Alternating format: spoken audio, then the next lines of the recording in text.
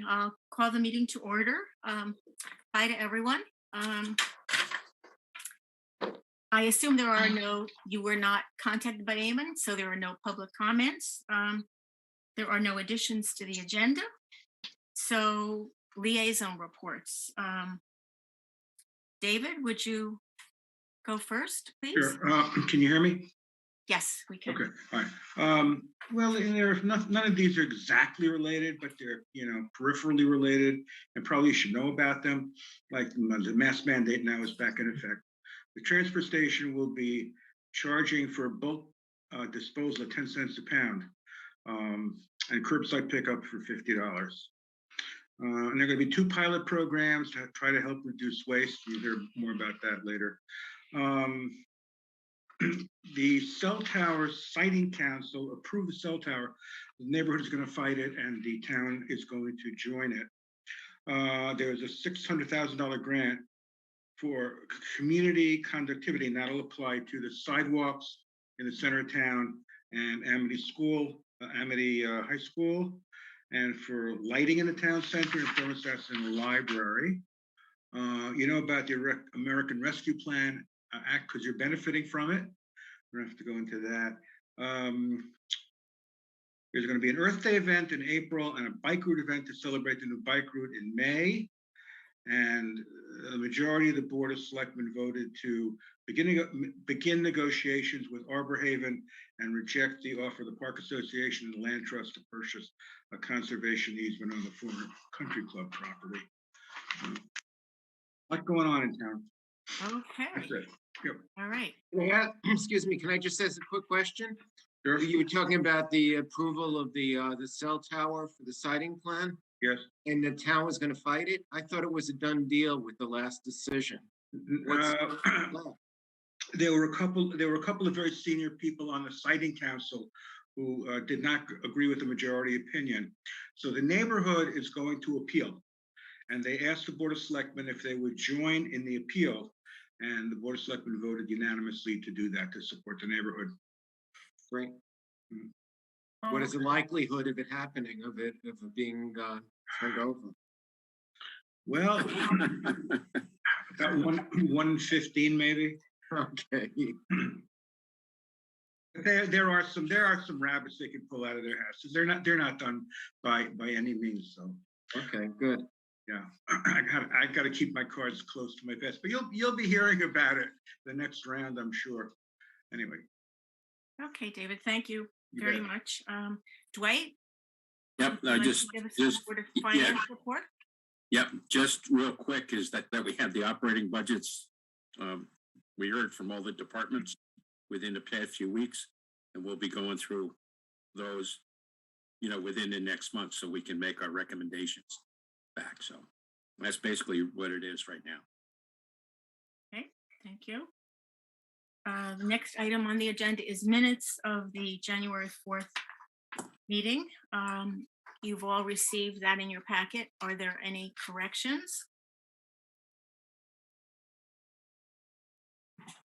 If there are no corrections, hi Jen, good to see you. Then I'll need a motion to accept the minutes. And Jen, you weren't there, so Jen will be abstaining. Yes, okay. I need a motion to accept them. Make a motion to accept the minutes. Okay, Janet, and a second? Second. Okay, Pat, all right. It'll be a roll call vote. Janet? Yes. Jen? Oh, Jen can't, you can't, right, because sorry. Arnie? Yes. Viviana? Yes. Pat? Yes. Lauren? Yes. Kathy? And myself, yes. Okay. Motion pass. Next item on the agenda. Jeanette, would you like to comment on the operating budget presentation? And I'm just getting that it was a 701 abstaining on that, right? I got that right. It's hard to point at squares. It's like there's too many Hollywood squares here. But I Yes. think it's 701. Is that right, it is, Viviana? Jen, Okay. Jen wasn't present, so she abstained, and everyone else. I wasn't there either. So Jen, don't tell them we were out partying that night. Oh, gosh. Okay, on the operating budget, all I wanted to comment was that Susan and Christy and I presented the other night, February 1st, and we also presented the capital budget. Wanted to just mention that I wanted to thank those of you who logged in and watched. I'm sure that doesn't go unnoticed by those who, check people in to those sites. And I just let you know that it does reflect an $11,392 savings, including sort of refocusing the town's resources to allow for what we are prioritizing. So if there are any questions on the presentation, or we did the capital budget as well, and we'll hope to hear a favorable response, Dwight, David. We think we did our job well, and I think you did a very good job. I have to thank you. commend you. You guys did a really good job. We're quite proud of it, and as we take a deeper dive each year into what actually is going on in these line items, we're able to refocus these resources to what we're actually doing, and I think that makes a difference. Anyway, I try and just keep it have brief. I would quick- just like to commend the three of you, because I think after listening to all of the budgets, ours was the most, I think, responsible in terms of trying to save money for the town. Oh, Yeah, I don't want to go off on what some department heads said, because I 100% agree with them. After years and years of trying to cut these budgets, it is, it is getting more and more difficult to work in conditions where the walls aren't painted and the doorways are rusted, and we're not doing routine maintenance, and we're not actively increasing any service or programming.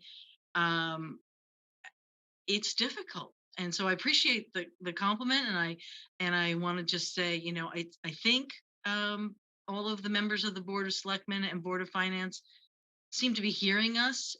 It's difficult in light of other boards that I don't know, they don't get the point of trying to scale back, or maybe they just can't. But thanks, Dwight. I appreciate the support. And David.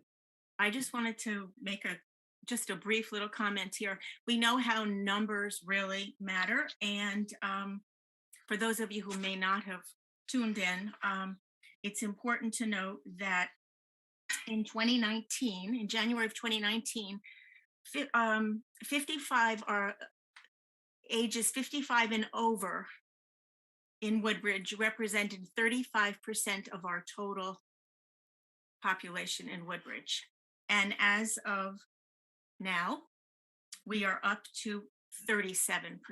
So 55 and over population is growing, and just wanted you guys to have that number, because I think numbers speak, and that's a significant percentage of our population, overall population in Woodbridge. So anyhow, next item on the agenda is the Woodbridge Center. Christy, would you give your report, please? Sure. As you all know, in January, the positivity rate was extremely high. So in-person programming was suspended throughout the month of January and into February.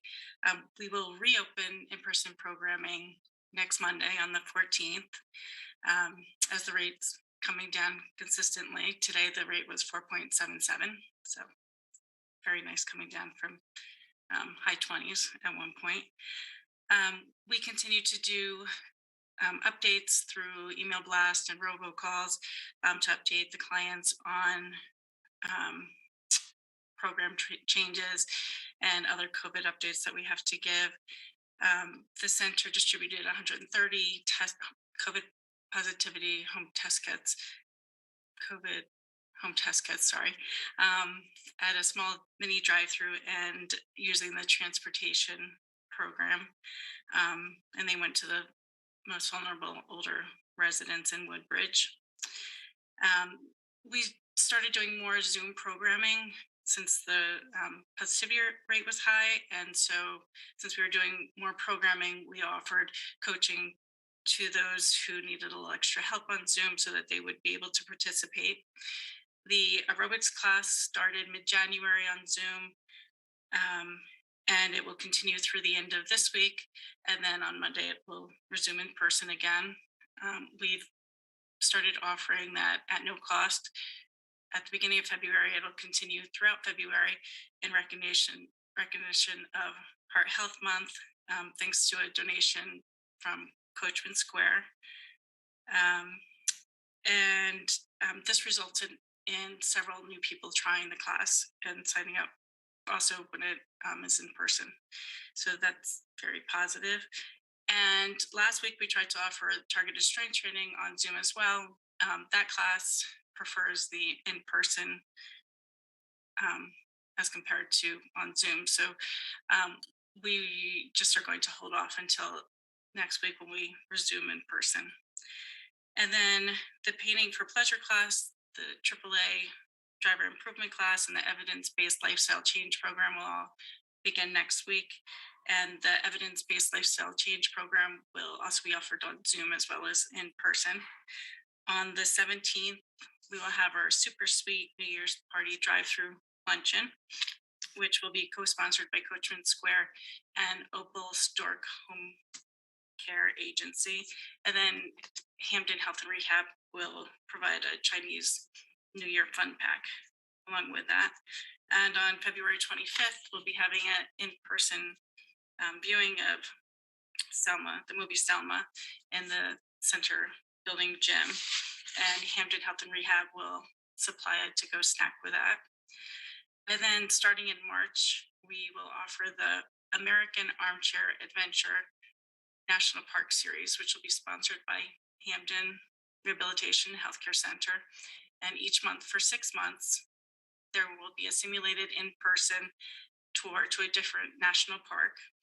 And it will include interactive discussions, trivia, local cuisine, and more, with the first tour being offered in March of Yellowstone National Park. And also in March, we will be co-hosting with the library a free in-person viewing of a virtual art tour series offered by the Wadsworth Museum. In March, it will be on the Woman Artist, Women's History Month Spotlight. In April, it will be on Milton Avery. And in May, it will be on Impressionists. And just generally, we've been really fortunate to be able to utilize the library meeting room, room 16 in the gym to have these various programs. But we're really looking forward to being able to have these programs back in the senior center and more, especially with the renovation coming closer. So really looking forward to when that happens. And as far as staffing, the search for a transportation driver continues. We had two more promising candidates. Unfortunately, one did not meet the hiring criteria, and the other was looking for more hours. I've reached out to Chief Capiello of the Woodbridge Police Department and also Chris Sorensen from the local bus company to see if they know of anyone or if they hear of anyone who may be interested to send them over our way. I also reached out to Robin Gloa from Bethany to try to work with her if she's in a similar situation. Maybe we could work together so that we can, between the two places, offer more hours for a driver. There's also a job fair that's going to be happening at the JCC in March. So we have a table there to try to also recruit a driver. So hopefully something will work out soon. We've been fortunate to have our per diem driver, Mike, fill in on Wednesdays to help out a little with the shortage. And lastly, the center applied for an ARPA-funded grant through the Agency on Aging of South Central Connecticut for $25,266.01 with a 15% match of $4,458.71. If funded, this would allow us to replace the car 57 Crown Victoria with a new vehicle, which you all know is in dire need of replacement. Car 57 is. It will also allow us to purchase 3 insulated food carrier kits and an infrared thermometer so that we can support the frozen meal delivery program and the transportation program further. And we had to, as part of the grant, we had to come up with a survey. So we have a survey for the meal program and the transportation program, which regardless of how the grant winds up, we will be able to use the surveys. Anyone have any questions? I'm just going to jump in for a quick second just to explain that a tad bit more on the surveys. The grant required us to complete all the requirements, and one of them was a survey. And this survey is something Christy and I think is a really great idea, especially on the transportation program. We've really never checked in with the clients other than, just verbally, how's it going? How was your ride? Especially after we hired new drivers.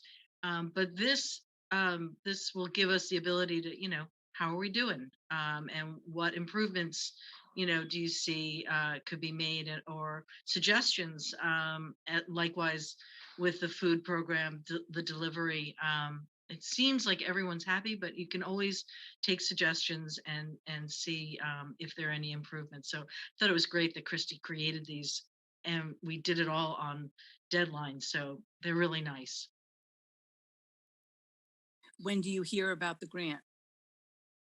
Well, we were supposed to hear on or about February 1st, Okay. and we haven't heard yet, but I did check in on Friday, and they haven't been announced yet. So we're still hopeful. So thank you for asking that. I meant to mention that. It's a big stretch to ask for a car. But when we found out the grants could be as much as $50,000, but they gave us no real guidelines, we just jumped in and said, okay, well, you don't get it unless you ask. So we asked. Good. We'll have our fingers crossed. I had a real quick question, a clarification more than anything else. You talked about tours of the national parks. Is that hop on a bus and go to Yellowstone, or is that hop on a bus, go to Hamden and see a movie on Yellowstone? It's in person. It will be in the meeting room at the library. Okay. And it'll be a combination of some virtual tours and some trivia and Got it. conversation and that. Mm-hmm. Even if you aren't going to Yellowstone on a bus, it sounds wonderful. Thank you, Christy. Need a motion to accept Christie's Woodbridge Center report. I'll make a motion to accept the January 2022 report. And a second. I can second. Hold on. I missed 2 seconds. Oh, I think Jen did first. Okay. All right. Roll call vote here. Janet? Yes. Jen? Yes. Okay. Arnie? Yes. Viviana? Yes. Pat? Yes. Lauren? Yes. Kathy? Yes. And myself. Yes. Thank you, Christy. Motion carries. The youth services report. Jeanette, are you going? Yep, I'm gonna give it. To be clear, that was Viviana. I didn't see Viviana. You made that motion? Yes, Yes. yes, Yep. she did. Okay. And Jen seconded. seconded it. Jen Okay. seconded it, and it was Great. unanimous. Great. Thanks. We like to have a double check so that when we see Viviana's excellent minutes, we all just agree. on who made the motions. So I'll be Nancy, which is a big ask. It's hard to be Nancy. So the First Selectman's Youth Award for students who are up to 18 years old is going on now. I think that not 100% sure of the deadline for the nominations. By April 4th. If you know of a student who excels, volunteers, helps others, mostly in the town of Woodbridge. It's okay if they do things in other towns, but mostly in Woodbridge. You may not nominate a relative. So ask someone else to do it if it's your kid. And that will wind up having a gift and an award. The Snow Art Challenge for Woodbridge and Bethany families. There is some snow outside, not a lot, but they are asking for folks to be creative, take a picture, and submit it by March 1st. So I'm not going to say it because I don't hope for more snow, but you know, they've already gotten submissions, so maybe those are enough. Youth Services sponsored on January 31st 2 internet safety presentations with Scott Driscoll at Amity Middle School, Bethany. One was for 7th graders. They put them all in the gym and he presented, and then one for 8th graders. The 8th grade one included information regarding sexting, but I think they sort of drew the line between the 7th and 8th grade there. The dangers of sexting, not how to. Sorry. Job bank for residents. It's a great service. You know, clear snow, shovel pathways. For teens, it's a great opportunity to get some work and get paid. So win-win. If you know anybody who needs a little work, she's got kids ready to go. Valentine Wishes for Seniors, a collection. There are collection boxes all over the place. So if you want to create, it's not just for kids. If you want to create some Valentines that will be distributed to area seniors, there's a collection box here at Youth Services right outside the gym, downstairs in the center building, at Amity Middle School, at the high school, and at Beecher Road School. So it'd be really fun if anybody has kids or neighbors who could create some lovely Valentines. They are due next Monday. Pi Day celebration, March 14th. It's an after-school program that will be held on March 14th. And the kids will be making their own individual pizza pies. So very much fun. And that's what I put together for Youth Services. If I've missed anything, we'll catch up with it at the March 7th meeting. Are there Move any we accept questions? the report? I'll second it. Okay. Perfect. Let me see now. Here we go. Janet, Yes. Jen, Yes. Arnie, Yes. Viviana, Yes. Pat, Yes. Lauren, Yes. Kathy, Yes. and myself, yes. Okay, unanimous. Jeanette, would you please give us the Human Services Director's report? I will. So I've already alluded to the fact that we've tried to better serve the community using the town's resources. And one of the things we identified was that the social worker needs to have more hours. It's overwhelming, the number of cases that are coming up and the kinds of cases that are coming up. I think I said in my report, it's currently 20 hours a week. And, you know, in my presentation to the town, I said, kind of hard to figure that a single part-time social worker working 20 hours a week can meet the needs of this town. It's just, you know, it's kind of overwhelming. There's just a lot. So I've increased it in my budget to 24 hours, which is 100% covered by cuts to other areas and added revenue. So we've offset it, but we really need it. I came up with sort of a description of what she does, the categories that she covers, in case you're trying to figure out what does she do. Pretty much 5 areas that she covers, but there's a lot of, et cetera, in other areas. Food insecurity and fuel assistance is one. Seniors aging in place, health and wellness, counseling and mental health services, and crisis intervention. Those are some pretty big areas, and she deals with it constantly. So one of the things that we've pointed out here is that she no longer just takes care of senior caseload. She's taking care of everything 18 and up. I'm going to suggest that you guys make a motion, hopefully, to change her title from senior services social worker to human services social worker.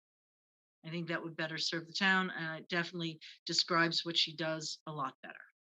There's some confusion when I say senior services social worker as to the fact that she takes care of families and all ages. So that would be the first part of this request. And I think that it has to be a separate motion from the job description request. So are there questions on why we're changing her title?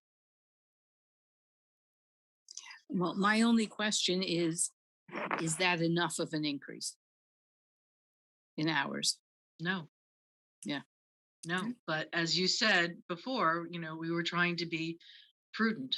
My hope is down the line, if we move into doing, even more work, that we have hired a social worker in youth services. Sarah Pearson, our new program coordinator, is a social worker, and I would hope that down the line, if we need to add more, that we could consider, any like the juvenile review board. Should we go ahead and set that up? We've been talking about it, that she would handle those cases, which is separate from what Judy does.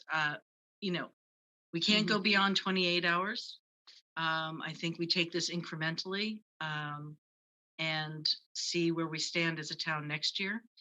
I don't personally see a huge change in where the town sits with taxes versus expenditures, but I think it would be pretty shocking to ask for 8-hour increase, and I'm not even sure Judy can put that time in right now. So we have to be respectful of her time as well, and incrementally she felt confident she could adjust to using these additional 4 hours for now. And you're right, we might be back here next year or the year after looking to push to 28 hours. It's everything we thought might start happening in March of 2020. We were predicting what kinds of changes would happen to families through, and individuals and seniors through COVID. Took a while for Woodbridge to get there, but we're starting to see those kinds of cases here in town. Woodbridge seemed to have maybe a few more resources than other places, but now that we've been here, we're going into our 3rd year. We're seeing the cases now, so I think we need this.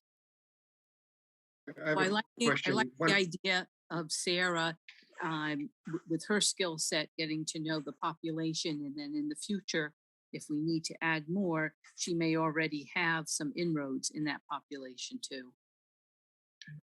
And I think, guys, it also underscores the fiscal restraint that was used in crafting this, the operating budget for the upcoming year. I have a question, Jeanette. You say responds to on-site crisis situations. Can you more or less define what that is, what that would be? It's a lot of different things, but usually it involves a call from the police. And so it's a crisis situation. It's, you know, a hoarding situation. It's a endangering child welfare. It's a senior who can no longer be alone in their home, and has to, be placed into some sort of, well, in the cases that we've seen lately, an ER situation for a senior who can't remain in their own homes. So those kinds of crises are the cases that I'm thinking of most lately, recently. And I know that's gotten worse within the last 2 or 3 years. Yeah, I seem to hear from the cops more. Mhm. I seem to hear from, and I don't think it's just because these cops know they can call, but we get the calls, and we're ready for them. We have a good team here. Yeah, thanks for asking. So, more questions? How are the extra hours going to be used? I haven't determined if she'll just stay later on the days she works, because right now she works Monday, Tuesday, Wednesday, and Friday. Would I love her to be here 4 hours on Thursdays? But as a mom, I don't know if she wants to give up that daytime weekday, get stuff done while the kids are in school. I know the feeling. But we're going to work it out, whether it's to, she generally stays until 1:30 on most days, but it could mean her staying until 3 on a couple of days a week. We haven't worked it out specifically. We haven't gotten it yet, but the plan is to just, overall extend her time here. She does a lot. She leaves at 1:30 if the case is still being worked on, or a new case comes in. I'm in touch with her, and we're still working, and she's on the phone or texting or emailing me, and she doesn't put in for a lot of that time. She's working a lot in her own time, just because she's that kind of person. So I would really like to get that stuff, that time paid for. It doesn't seem right. So, There are no more questions. Would somebody like to make a motion to change the title from senior services social worker to human services social worker? That would be the first step. I put forth the motion to change the title from senior to human services social worker. Thank you, Kathy. A second? I'll second it. Okay, Janet. All right. Janet, Yes. Jen, Yes. Jen? Yes, okay, yes. Arnie, Yes. Viviana, Yes. Pat, yes. Lauren, Yes. Kathy, Yes. and myself, yes. So, okay. Jeanette, you want to proceed? I do. I'm not sure how this is going to work, but I am going to I'm going to share a document that I had all set up here, and now I don't see it. Give me 1 second. While Jeanette's looking, it was part of the Okay. information that was sent to you. I sent an email about it today. Yep.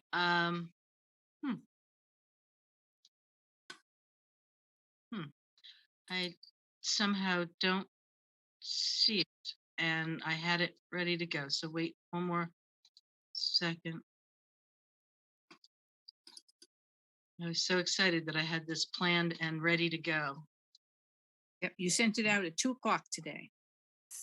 Yes, unfortunately, my printer had broken, so I couldn't print it in color to give to Ellen, and I grabbed the wrong copy of it.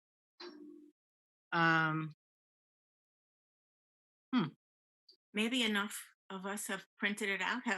Did everyone have a chance to print it out or see it today? Mhm. Yeah, I went over Yep. it. Everyone's I gone did. over it and has it. So Yeah, it's easier though to You just open up on what you sent out, the color. I got it. I got it. It's got to be here. There it is. Sorry, I wasn't scrolling down enough. So is this view an open enough, is it large enough font for Yep. you? Yep. Yes, Mhm. yeah, Okay, perfect. okay, And Jeanette, I couldn't open that up. okay. Well, here it is. These are the changes that I've suggested. What we're removing is it has a strike through, and what we're adding is in red. So it will be human services, from senior services social worker to human services social worker. We will add it. This was an older copy. She was at 20 hours. We're going to 24 hours. The position objective under the supervision of the human services director performs outreach work to the Woodbridge population to provide casework services to assist the adult residents and their families in social services, crisis intervention, to advocate for their well-being and their families in supportive social services, and to provide information and referrals to services within the community and on a state and federal level. We've taken out the word typewriter in the next paragraph because none of us use one. We actually gave the department typewriter over to the clerk's office because they do use it. In terms of essential functions, we're replacing the word seniors with residents, and we do that a few times in the next paragraph. We use residents instead of citizens, and we've added in a couple of ands just to make it read smoothly. Oh, this is difficult because I'm going to change it to a one page so that, because right now my photos of all of you are blocking the language on page 2. So then we get to, if you've read it, it's not changing anything. Attends meetings and trainings as required. We no longer do triad. I took that out, added in, the choices training was there. We highlighted that. And she recruits volunteers for the friendly visitor. We've added that. Telephone outreach, email. We added, corrected some language. These are the requirements should we replace the, now I have to remember her name, human services social worker. Susan had a great idea. Susan said if we ever really do need to go looking for a replacement for Judy, and I hope that is not going to happen, that we would reach out to our professional organizations and ask for their descriptions of their social workers, to really update this, and add some more updated language. I thought it was fine for what it is right now, describing it, what she does. But if we do in the future decide to hire a new one, we would get more updated language. But I think this is serviceable here. So we're just changing older adults to community, and Microsoft. I don't know anyone who comes to a job right now that doesn't know how to do Microsoft. And then it's got a revision date. So trying to move things along a little bit. Does anyone have questions on the changes? Jeanette, it's Jen. So I was looking at the first, the position objective, where you cross out the senior population and put adult residents. Would you just want to say residents, or does it need to be limited to just the adult? Like, what if a 17-year-old has something? Yeah, I think we would look at the 17-year-old if maybe they had emancipated themselves. That would be fine. Judy wanted to be very clear that when she deals with kids, if underage, she deals with their families.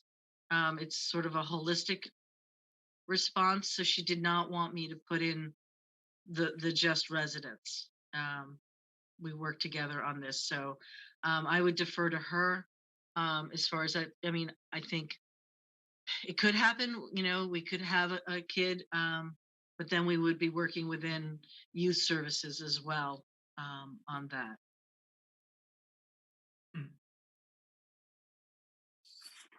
Are there any other questions? Now, the only, I guess, question I have is that I think for every job I've held in my life, there was always an added bullet and any other duties as assigned by the director, blah, blah, blah. So I don't, whether that's something you need to consider in the future. But I always had that other on my jobs. As That's a because you're so contingency. talented, Kathy. They Oh, knew. yeah. The people above me were more talented to make sure that they had me to do things. Well, And it that's an- certainly does cover the CYA response. And I could definitely add it if you like. That would be fine. Because we can't foresee the future, and there may be some other piece that pops up that's so important, and you would be able to sign that. I agree with that recommendation. Mhm.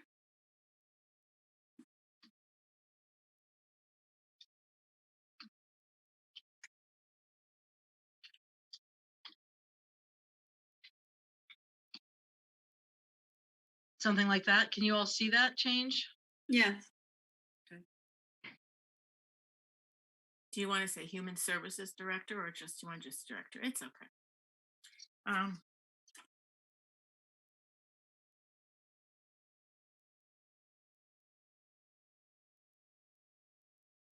Having trouble. My keyboard is not working today. Sorry. Human services.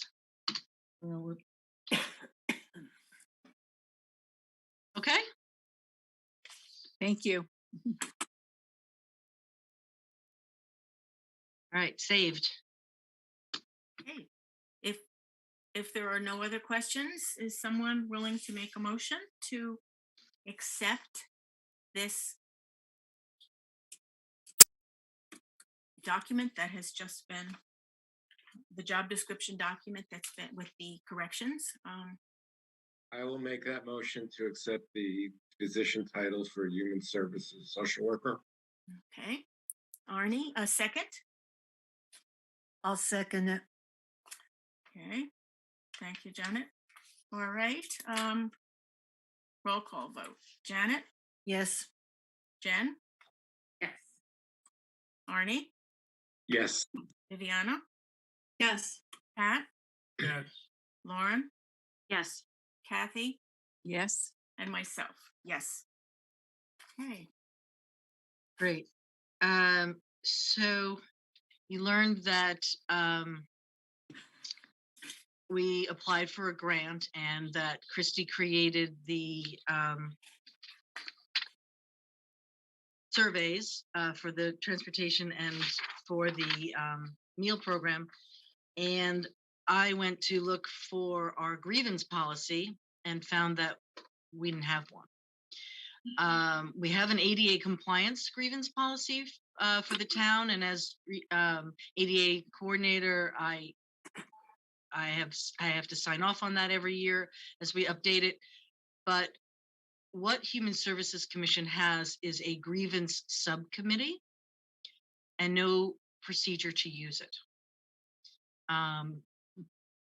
So I thought, well, we can update that. So I looked and used the ADA compliance to make this work a little more smoothly and just follow along with the ADA compliance, but took out the ADA language and just created the document. You should have had it in your packets.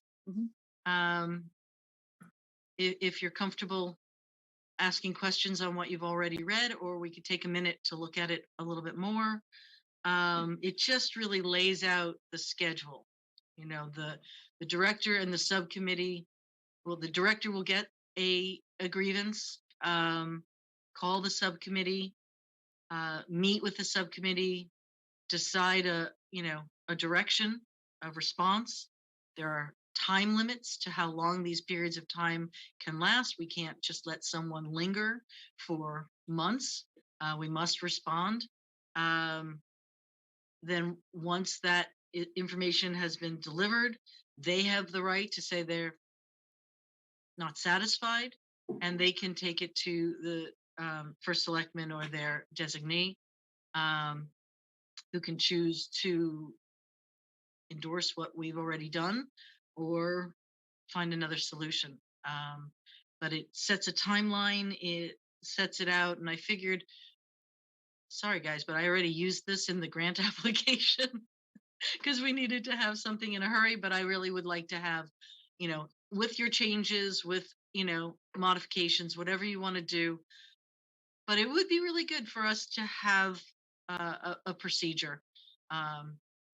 In my time here, it's only happened once, that the committee had to meet at all, and they were not satisfied, and they went to the Board of Selectmen with their grievance. Unfortunately, it was someone who had advanced dementia, and so there was a lot of accusations. So what are your thoughts? We have a policy in town and other areas that essentially follows this structure. Jeanette? We do not. I don't ever create new things if I can use old ones. That's not my, why spend time creating something when there's other things that could be adapted? And when I called town hall, there was nothing other than the ADA compliance. So I think it's a great start. The town should have these kinds of policies. I'm not calling it a policy right now. I'm calling it guidelines. We can call it procedure. It's not really a policy. It's a route to follow. Following up on Pat's question, are we required to have a grievance procedure? And within that framework, should all commissions be required at some level to have some standard procedure for grievances? It seems like that should be the case. 100% agree with you. 100%. But we can only just step into the water, and come up with something on our own. I have shared this with town hall since the first selectman is listed in it, and I sent it to Betsy Yagla to include the first selectman, because you don't want to step on the first selectman's toes. This seemed to have gone very well over there.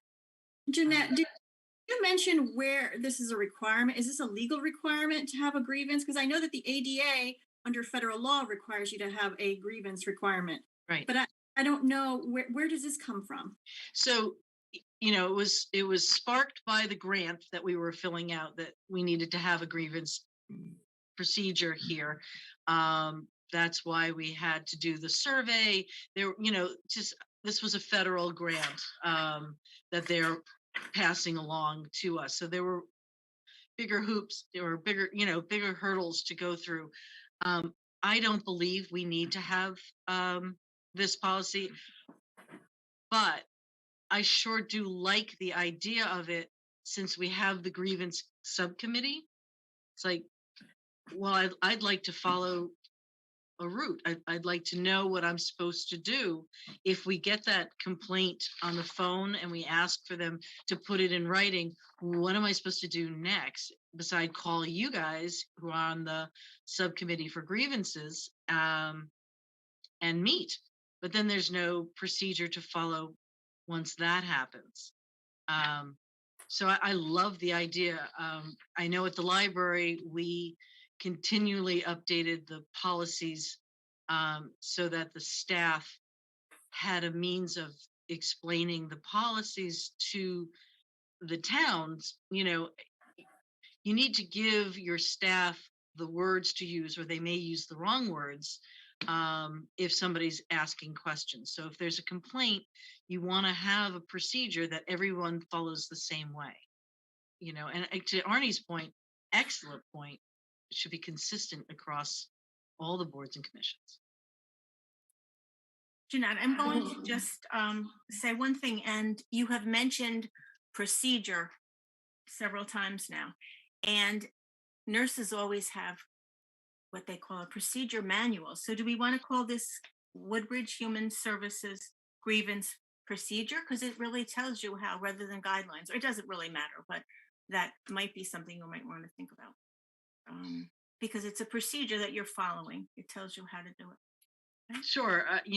I always think of, my time at the library would, policy is written by the commission, and procedure is written by the director to adapt the policy to actual implementation. So, guidelines, procedure, kind of close together. I didn't want to call it procedure until it was approved by you guys. I called it guidelines as a technicality because it hadn't been approved yet. You guys can do whatever you want with it.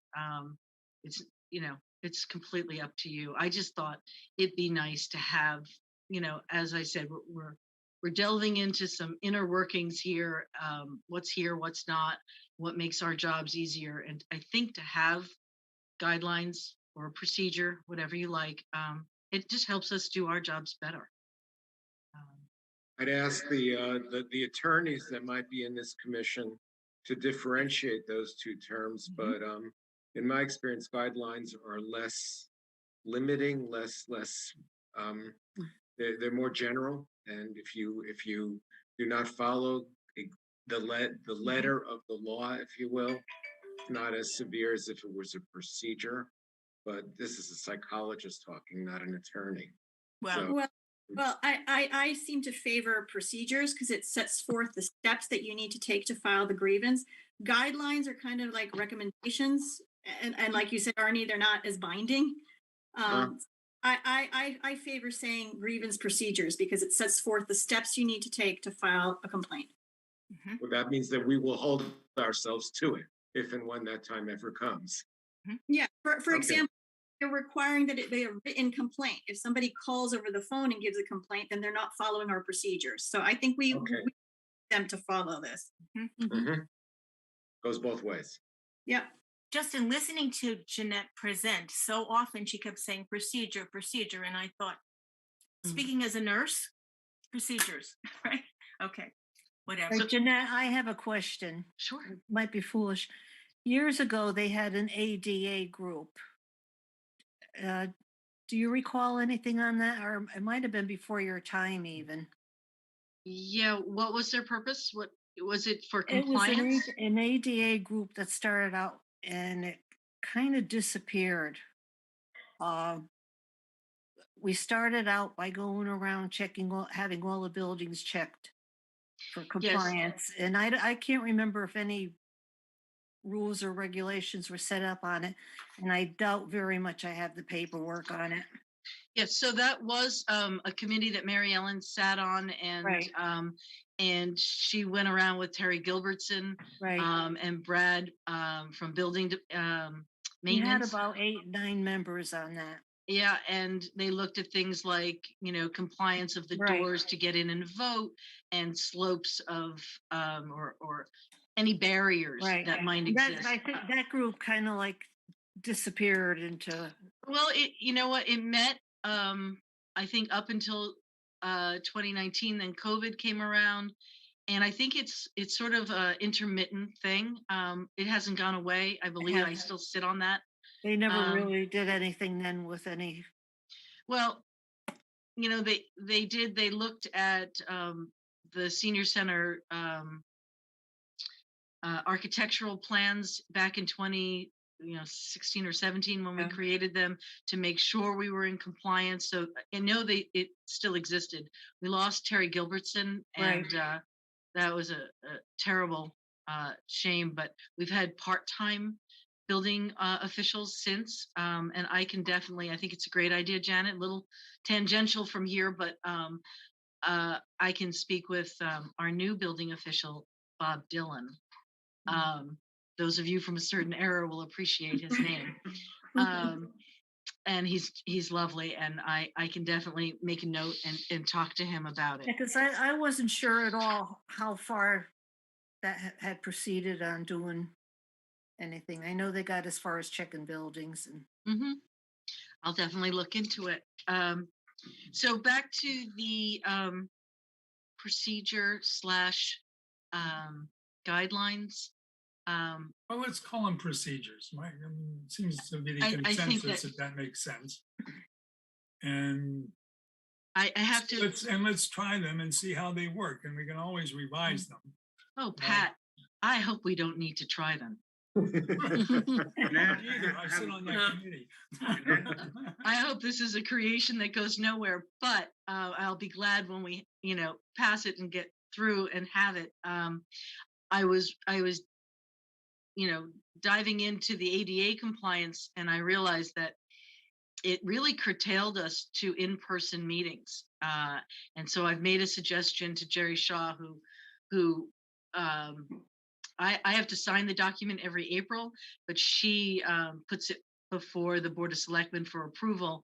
And I made a suggestion that we change in-person to in-person and or virtual now going forward.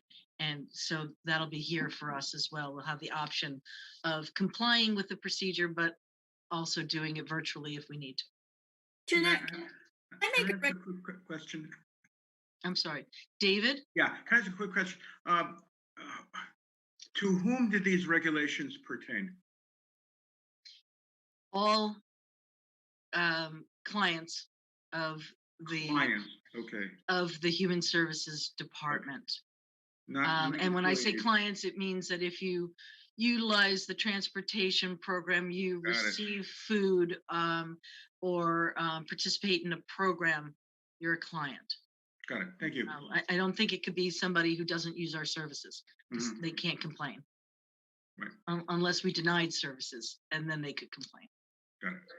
Right. And I'm sorry, who was also asking a question? Maybe Viviana. I have a question. Where did the 60-day calendar date come from for them to file their complaint? I just know from judicial under the ADA, if somebody wants to file a complaint, we give them 10 days. I'm not saying that we should lower it to 10 days, but perhaps 30 days instead of 60. Sure. Again, I took it directly from the ADA municipal grievance procedure that Jerry Shaw downloads from the state, but I'm fine if it's our creation. Really, 30 days sounds good. It is the person or their designee. So if they're unable, but they can have a designee reach out to us, then it is fine too. How do you guys feel? The rest of you feel about 30 days instead of 60? I have knowing the population we're dealing with, it may take people longer than 30 days to talk about the issue. And if this is going to have to be in writing, I feel more comfortable giving them more time than less. Just how I feel. I tend don't to think- agree. Yeah. And I don't think 60 is unreasonable.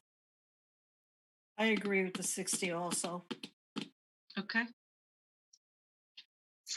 All right. I actually come thinking of that. I look at the next paragraph and wonder if we're not giving ourselves enough time to respond, depending on the season or depending on other things that might be going on. Do we want to give ourselves not necessarily 15 days to respond to the complainant by the director, but 15 days for the director to respond in writing? That would be based on what the grievance subcommittee would come up with. And sometimes there could be schedule mishaps, there could be additional information that's required. And I'm wondering if that second 15 days should be maybe 30 days. Vacation periods to worry about. Yeah. Yeah, because I always go on vacation, but it might not be me. It may be the next director. I like that idea too. I think that we should have to call a meeting of the subcommittee in a prompt manner to address their complaint, but that our response might take more than one meeting. We might, like you said, look up things or do a little more research. So maybe within 15 days after the meeting, the director will respond in writing. That could be 30 days. Good. Okay. If there are no other questions, additions, subtractions, could I have a motion to accept this with the changes, or what is the feeling of the group? Well, so moved. Okay, Adopt the map with the Okay. changes we've discussed. Jeanette, you have all the changes, right? I do. Okay, and I'll need a second for that. I will second. Arnie, thank you. Okay. Roll call vote. Janet, Yes. Jen, Yes. Arnie, Yes. Viviana, Yes. Pat, Yes. Lauren, Yes. Kathy, Yes. and myself, yes. Okay, Jeanette, unanimous. Okay. Just to very quickly bring you up to date, we met with the VITA volunteers last Tuesday. They came in. They accepted the way we had set things up for them. They'll meet in 4 different locations here in the Human Services Department, and they'll be doing taxes both virtually, drive-by, and in person starting tomorrow morning. And we have people calling pretty regularly now to make appointments. So that's starting tomorrow with folks coming in. I have asked the first selectman, and we are able to require an N95 mask, which we have on hand and feel like we will be providing them. If somebody's mask is here's one that will stay on your face. And I think that'll protect us all a little bit better, having folks come in. They're going to be in person in separate spaces. However, if they have paperwork that they're dropping off in person and they have things that they haven't completed, they'll be sent back to their car. They won't be sitting inside for lengthy periods of time. And likewise, the drive-by will be just people in their cars, the tax preparers going out to the cars, coming in, scanning documents, and then returning documents outside and preparing those tax returns. So it seems like it should work well. And we're excited about this starting. It's always nice to be having clients around and seeing people. And then the last thing was the renovation. And that we just received some documents that they are printed on ledger paper and we still can't read them. It's unnerving, but what we're going to do is we're going to try and project them up onto a big screen TV, Christie's idea, so we could review them. We still don't have a budget from the architects. I wrote and inquired about that today.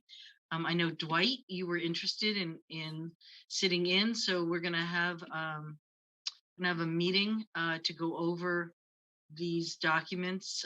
Susan will let you know when that is, hopefully in the next week or so, and then we'll be able to start moving ahead with contractor bids. What I'll do is I'll contact Tony and let me have him send me all the documents. So at least I can prep. I know the architects real well, so. Actually, I'll send you the documents tomorrow. Okay, who's the specific architect you're working with at their office? Well, right now we're working with a designer named Kim Delinsky. Yeah, I know David Stein real well, and I know the mechanical guys, but I don't know anybody really much else. And the mechanical engineer is going to be meeting with Brad and Bob Dylan. to go over HVAC. Requirements. Yeah, the requirements. I think I can't remember this term, so I have to look it up. I'm sorry, Dwight, but I will tell you quickly. It's a VRF system Okay. with ERV filters. Yep. Filter crossing.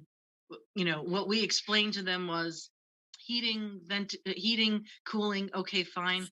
Ventilation is what we want. We really want this place to have fresh air, and we want to be able to transfer the old air and get it out of the building and get new air in, because ventilation is probably key. And we really want to make sure that we have a place that's got the newest and best ventilation for this space. Okay. Okay, yeah, sure. I'll send that to you tomorrow. Okay. Questions about the renovation, anything specific? One thing that is there that I haven't talked about in the past is an outdoor area.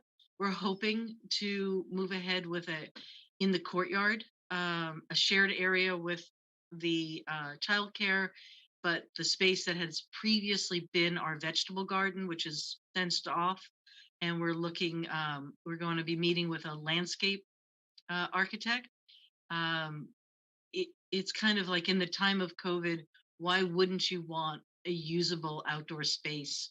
The seniors love it. We had some trouble with the ones outdoors that we had by the library. They were, not resistant to storms. It was a far walk for Christy and her staff. And so the seniors just love it. And the art class, the craft group, and other gatherings could be held in this lovely courtyard. So we're hoping that it can fit into our budget.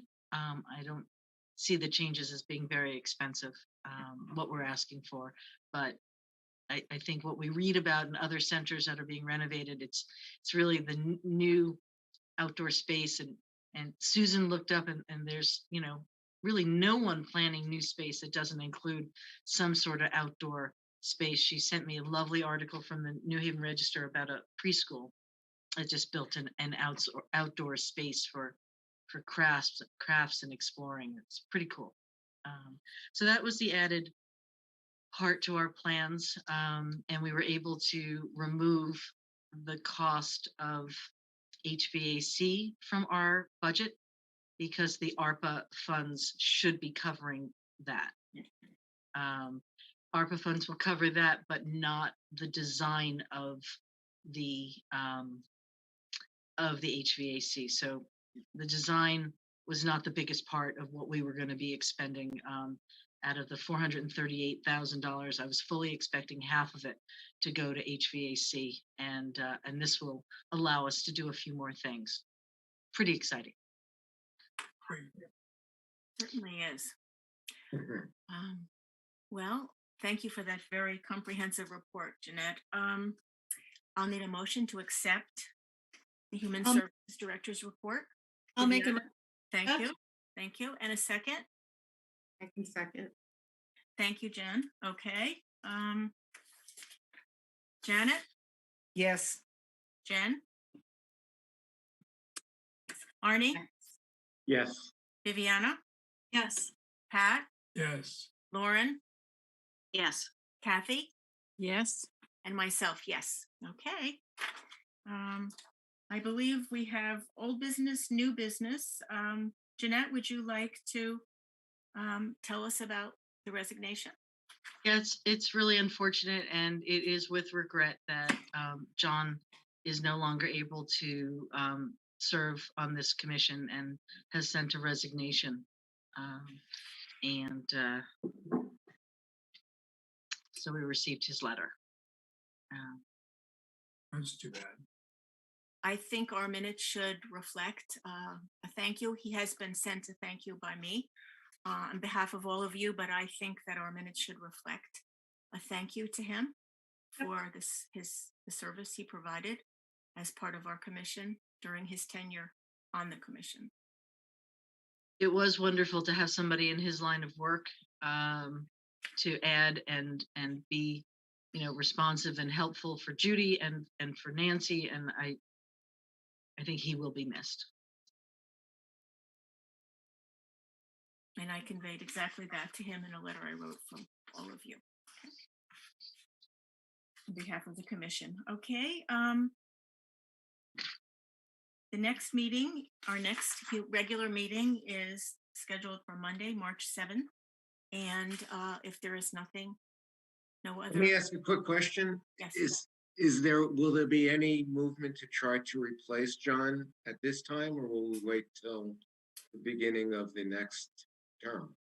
I filed the resignation letter with Stephanie, and once done, the Board of Selectmen can move to get a nomination and replace him. I have not talked to Beth yet, but plan to accordingly. And hopefully, if any of you know someone who is a Woodbridge resident and would make a good addition to this board, I would love for you to put that forward.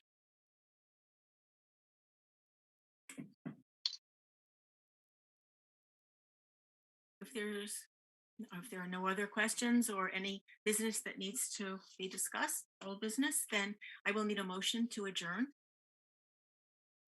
So move. I'll second it. A second, Second. Janet, okay, Yeah. thank you. Everyone is in favor of it? Yes. Okay. Again, it always seems, and I say the same thing, it seems so abrupt and so unsatisfying, but we did conduct a lot of business, and again. I don't know about you guys, but I feel like I ran a marathon. I'm exhausted. Right. It was a busy meeting, so. I thank you all for attending, and we'll see you in a month or so. All right. Stay Dwight, I'll safe. get you back tomorrow. Good night, everybody. Thank you. Good night, everybody. Thank you, night. Viviana, Thank for our you. wonderful minutes too. Welcome.